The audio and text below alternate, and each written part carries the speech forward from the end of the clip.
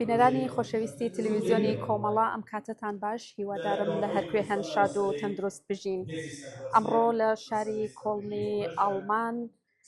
کۆبوونەوەیەک هاوبەش لەلایەن حزب و لایەنە سیاسیەکانی کوردستان پێک هاتووە و ئەمڕۆ کۆمەڵا سازمانی کوردستانی حزبی کۆمۆنیستی ئێرانیش لەم کۆبوونەوەیە بەشدارە. بۆ تاوتێکردن لە سەبارەت بەم کۆبوونەوەیە داوامان کردووە لە هاوڕێ هیوای ئەمانی ئەندامی کومیتەی ناوەندی حزبی کۆمۆنیستی ئێران لەگەڵمان بن تاکو و بە پرسیارەکانمان وەڵام بدەنەوە. ئەوڕێ هیوا زۆر بەخێر بیت. سپاس بۆیە و سپاس بۆ هاوکارانیشتا سڵاو هەیە بۆ بینەرانی بەڕێزی تلویزیۆنی کۆمەڵا. زۆر سپاس هاوڕێ هیوا، پێم خۆشە بۆمان باس بکەیت کە کۆمەڵا ئەمڕۆ بۆچی لێرە بەشدار بووە. بەڵێ هەروەک ئاگادارن هێزە سیاسەتەکانی چالاک لە گۆڕەپانی سیاسی کوردستان ماوەی چەند مانگێکە لە ژێر چەترێکدا بۆ دیالۆگ و ئاڵوگۆڕی بیرۆڕاکۆ بوونەتەوە و تێیدا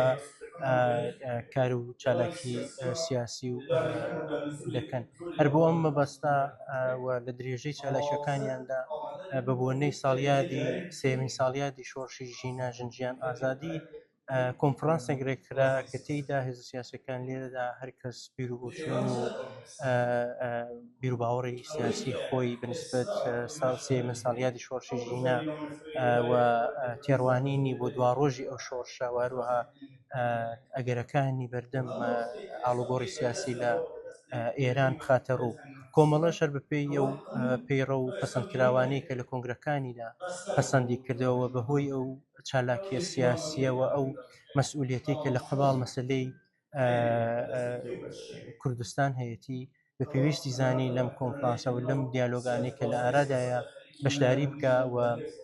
پێڕەوە ناخۆیەکانی کۆنگرە بەرچاوی ڕوون کردو بووی کە بتوانێت لێرە بەشداری بکە و ڕاوبۆچوونی وەکو هێزێکی چەپ و کۆمونیست لێرە بخاتە بەرباز و داکۆکی بکە لە بزوتنەوەی شۆڕژێرانی کوردستان و لە ڕوانینی خۆی و لە تێڕوانینی سیاسی خۆیەوە ڕەهەندەکان شی بکاتەوە بیداتە بەرباز. بەڵێ پێت وایە کە ئەو کۆبوونەوەیانە یا ئەم ناوەندە سەرکەوتوو دەبێت چه ئامانجێک ئەپێکێت لە نهایەتدا؟ بەڵێ ئەوەی کەس چەندە سەرکەوتوو دەبێت ئینسان ناتوانێت پێشبینی بکە، بەڵام ئەوەی کە جێی وەک دەکرێوەکو خاڵێکی گرنگ ئاماژی پێ بکرێ ئەوە یەکە لانی کەمی ئەم کۆبوونەوەانە ئەوەی لێستا شین دەبێتەوە یان دەتوانین لێ چاوەڕام بکەیت کە هێزە سیاسەکانی چالاک لە کوردستان دەتوانن ئاڵوگۆڕی بیرۆڕا بکەن، دیالۆگ بکەن لەسەر پرسگەلێکی سیاسی بۆچوونی خۆیان دەرببڕن و ئەوەش بۆ داهاتوو پێم وایە کاریگەری زۆر باشی دەبێ و هەر سیگناڵێکی زۆر باشیش بە کوردستانەدا بە خەڵکی کوردستانەدا کە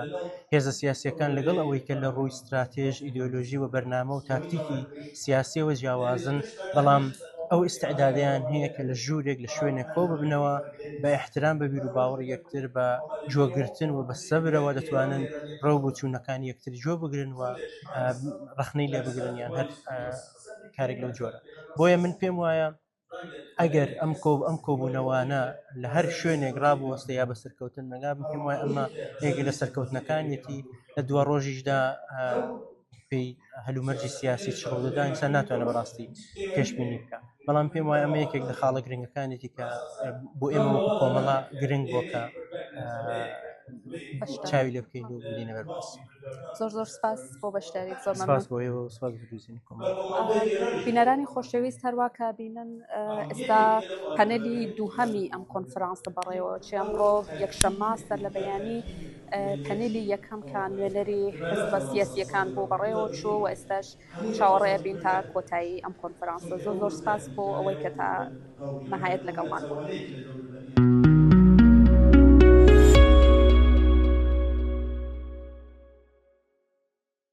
هاوڕێیانی خۆشەویست ئێستایش هاوڕێ یەدەی سەمەدیمان لەگەڵا کە بۆمان باس بکات ئەمڕۆ بۆچی کۆمەڵە لێرە بەشدار بووە لەم کۆنفرانسە. هاوڕێ یەدەی زۆر بەخێر بی و بۆمان باس بکە کە کۆمەڵە ڕێکخراوی سازمانی کوردستانی حزبی کۆمۆنیستی ئێران لێرە بۆ بەشدار بووە. سڵاو ڕێز بۆ ئێوە بۆ بینەرانی کۆمەڵا. کۆمەڵا ئیمڕۆ وەکو تەشکیلاتێکی سوسیالیستی لە کۆنفرانسێکە بەشداری کردگە کە بەشداری بوون لە ئەحزاب فعال لە کوردستانە و کۆمەڵە قاعدەتەن بەپێ ئەوەی کە پایگا و جایگەی لە کوردستانە هەست و ساڵەهای ساڵ فعالیت بۆ مبارزاتی تەبەقاتی لە کوردستانە پەیگیری پێ دارای سنەتایەکە دارای سابقەی و سەبقەیەکی مبارزاتیە لذا ئیمڕۆ وەکو لایەنێکی سەرەکی ئەم کۆنفرانسە بەشداری کردگە و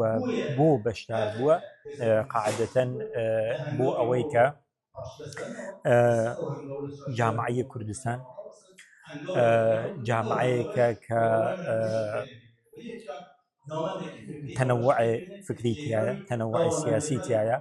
و کۆمەڵە بەشێکی